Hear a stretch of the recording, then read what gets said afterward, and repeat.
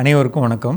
இன்றைய பதிவில் நம்ம பார்க்க போகிற விஷயம் என்னென்னா, பண்ணைக்குட்டைகள் அமைத்தல். பண்ணைக்குட்டை அப்படிங்கிறது ஒவ்வொரு விளைநிலங்கள்லேயும் 5 ஏக்கர் அல்லது அதுக்கு மேலே இடம் இருக்கிறவங்க அல்லது 3 ஏக்கருக்கு மேலே இருக்கிறவங்க தங்களோட போர் மற்றும் கிணறு அதுக்கு நேர் மேலே போரும் கிணறும் அதுக்கு ஒரு தண்ணீர் ஊறி கிடைக்கக்கூடிய ஒரு வாய்ப்பாக இருக்கக்கூடிய வகையில் அமைக்கக்கூடிய அமைப்புக்கு பேர் தான் பண்ணைக்குட்டை.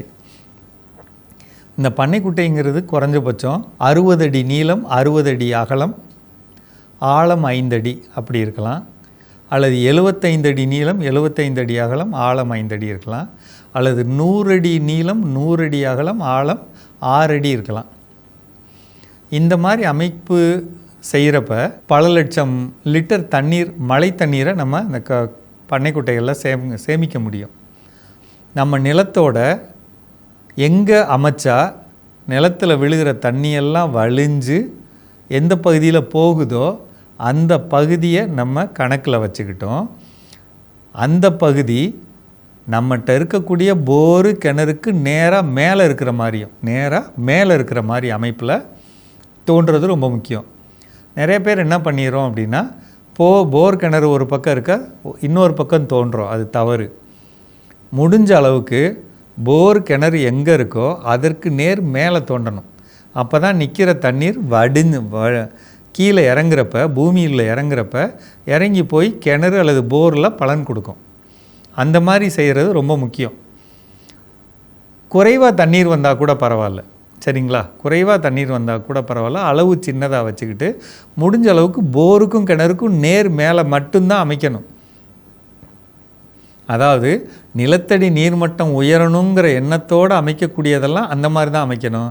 அமைச்சு நம்ம நிலத்தில் விழுகிற தண்ணீரை வாய்க்கால் வழியாக வடித்து எடுத்துகிட்டு பண்ணைக்குட்டைக்குள்ளே விடணும். இந்த பண்ணைக்குட்டை குறைஞ்சபட்சம் உதாரணத்துக்கு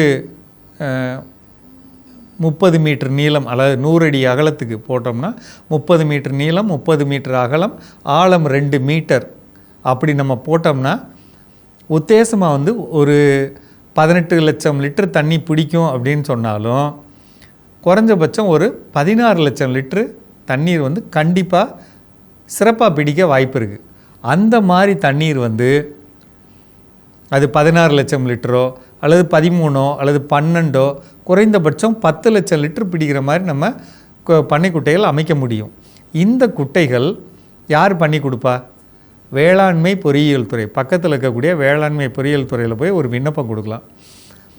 ஒன்று, அந்த அலுவலகம் எங்கே இருக்கும் அப்படின்னு சொன்னால் உங்கள் யூனியன் ஆஃபீஸ்க்குள்ளே வேளாண்மை துறை அலுவலகம் இருக்கும். அங்கே வேளாண் பொறியாளர் இருப்பார், அங்கே கொண்டே கொடுத்துக்கலாம். அப்படி இல்லைன்னா வேளாண்மை பொறியியல் துறை அலுவலகம் தெரிஞ்சால் கொடுக்கலாம். அப்படியும் இல்லைன்னா உங்கள் மாவட்ட ஆட்சித்தலைவர்கிட்டே கொடுத்துடலாம். மாவட்ட ஆட்சித்தலைவர்கிட்ட கொடுத்துட்டா அவரே அவங்களுக்கு அனுப்பிச்சு உங்களுக்கு சீனியாரிட்டி படி முன்னுரிமை அடிப்படையில் உங்களுக்கு கிடைக்கிறதுக்கு ஏற்பாடு பண்ணுவாங்க. இந்த பண்ணைக்குட்டை முழுக்க இலவசமாக பண்ணி கொடுக்கறது ஒன்று வேளாண்மை பொறியியல் துறை மூலமாக பண்ணுவாங்க, அல்லது ஊரக வளர்ச்சி அல்லது உள்ளாட்சித்துறை, அதாவது பஞ்சாயத்து, அந்த துறை மூலமாக பண்ணி கொடுப்பாங்க.